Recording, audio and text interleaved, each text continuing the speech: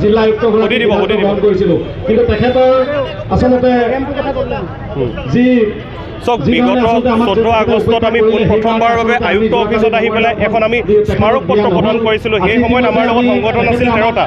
আজিৰ তাৰিখত যোৱাকালিৰ তাৰিখত আমাৰ লগত বৰ্তমান সংগঠন আছে 31টা সংগঠনে দশমী মৃত্যুৰ ন্যায় বিচাৰি পেলাই যেতিয়া আমি আয়ুক্ত অফিচলৈ বাৰে বাৰে অহাৰ পিছত চূড়ান্তভাৱে যোৱাকালি যিধৰণে অপমান কৰিলে, যিধৰণে ডিচিজনে নিজৰ আশে পাশে থকা অংগু পংগুসকলক লৈ যি ধৰণৰ এটা এটিটিউড দেখালে, যিধৰণে গোলাঘাটৰ জ্যেষ্ঠ নাগৰিকসকলক গোলাঘাটৰ সমাজ ব্যৱস্থাটোক তেখেতে চূড়ান্ত বুঢ়া আঙুলি দেখালে, তাক লৈ তেখেতক আমি গৰিহণা দিছোঁ বিলাসী থানা অসমে। দ্বিতীয় কথাটো হৈ গ'ল, বাৰে বাৰে তেখেতক আমি কৈছোঁ যে DFOজন অভিযুক্ত তেখেত আমি কৈছোঁ ৰাইজে যিখিনি তিনিআলি চাৰিআলি বা গাঁৱে ভূঞে পাতি থকা কথাখিনি আমি আহি পেলাই প্ৰশাসনক জনাইছোঁ। সন্দেহৰ ভিত্তিত যিখিনি অভিযোগ উত্থাপন হৈছে সেই অভিযোগখিনি তেখেতসকলে খণ্ডন কৰক। কিন্তু যোৱাকালি এটা কথা আমি গম পাইছোঁ, সন্দেহৰ ভিত্তিত দৃষ্টিয়ে আমি গোলাঘাট জিলা আয়ুক্তজনক চাবলৈ বাধ্য হৈছোঁ, কাৰণ আমাৰ সন্দেহ যে DFOজনক বচোৱাত ক'ৰবাত নহয় ক'ৰবাত ডিচিজনৰ হাত আছে। এই কথা একেবাৰে স্পষ্ট।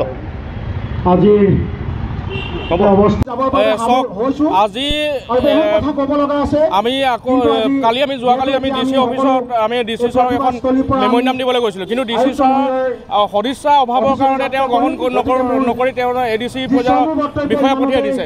কিন্তু আমাৰ স্পষ্ট দাবী, আমি 14 তাৰিখে এখন স্মাৰকপত্ৰ দিছিলোঁ, 14 তাৰিখৰ স্মাৰকপত্ৰ আজি পৰ্যন্ত উত্তৰ নাহিল। তাৰপৰা আমি কালি তেওঁলোকৰ বিষয়াসকলে কৈছে যে আমাৰ 14 তাৰিখৰ মেম'ৰেণ্ডামখন আজিলৈকে আমি পোৱা নাই। সেইটো এটা দুৰ্ভাগ্যজনক, তেওঁলোকৰ সদিচ্ছা অভাৱ। আৰু এটা কথা কৈছোঁ, এই ঘটনাটো উচ্চ পৰ্যায়ৰ তদন্ত ঘোষণা কৰক, মুখ্যমন্ত্ৰীয়ে হস্তক্ষেপ বিচাৰিছোঁ প্ৰথম কথা। আৰু যদি আজি আমি এখন স্মাৰকপত্ৰ দিম আৰু লগতে আমি এতিয়া DC মহোদয়ে আমাক আলোচনাৰ কাৰণে নিমন্ত্ৰণ জনাইছে, আমি ভাল পাইছোঁ। কিন্তু আলোচনাৰ নিমন্ত্ৰণ জনাই আমি তেওঁ দায়িত্ব সামৰিলে নহ'ব। তেওঁ ঘটনাটোৰ উচ্চ তদন্তৰ কাৰণে এজন নিৰপেক্ষ আৰু এজন দক্ষ আৰক্ষীক তেওঁ তদন্তৰ কাৰণে নিয়োগ কৰিব লাগিব। আৰু দ্বিতীয় এটা কথা, যদি 26 তাৰিখৰ ভিতৰত যদি উচ্চ পৰ্যায়ৰ তদন্তৰ কাৰণে ঘোষণা নকৰে, কিন্তু আমি গোলাঘাটৰ 31টা সংগঠনৰ লগতে নাগৰিক সমাজে গোলাঘাটৰ বন্ধ দৰে কাৰ্যসূচী 27 তাৰিখে গোলাঘাটৰ বন্ধ দৰে কাৰ্যসূচী দিবলৈ আমি বাধ্য হ'ম।